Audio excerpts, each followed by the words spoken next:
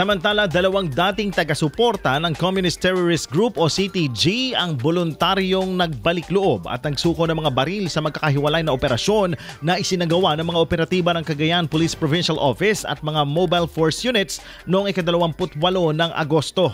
Sa bayan ng Lasam, isang 25 anyos na magsasaka at dating kasapi ng CTG ang voluntaryong sumuko sa tulong ng Lasam Police Station at 3rd Mobile Force Platoon ng 2nd Cagayan Provincial Mobile Force Company.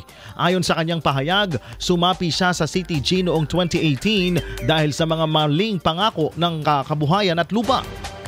Naglingkod siya bilang mensahero at tagapagdala ng supply para sa mga rebelde, ngunit noong 2019 napagod siya sa mga kasinungalingan ng grupo at pinili niyang talikuran ng kilusan at magbagong buhay. Bilang bahagi ng kanyang pagbabalik loob, isinukoy niya ang isang improvised caliber .38 revolver. Samantala sa Barangay Santo Domingo, Piat, Cagayan, isang 53 anyos na lalaki ang nagbalik loob sa panganib or sa pinagsanib na puwersa ng Piat Police Station 202nd Maneuver Company ng RMFB at 4th Mobile Force Platoon ng 1st Cagayan Provincial Mobile Force Company. Ayon sa kanya, sumapi siya sa CTG noong 1992 sa edad na 17 dahil sa matinding kahirapan.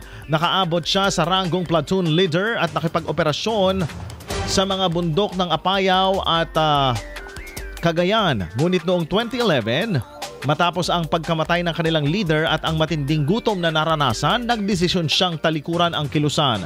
Sa tulong ng mga serye ng dialogo at mga interbensyon mula sa mga intelligence operatives, siya ay tuluyang sumuko at nagsuko ng isang improvised 12-gauge shotgun.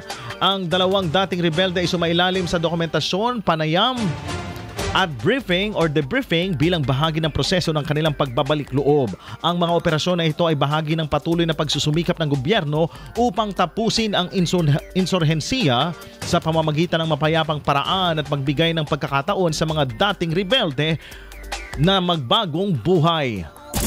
IFM News.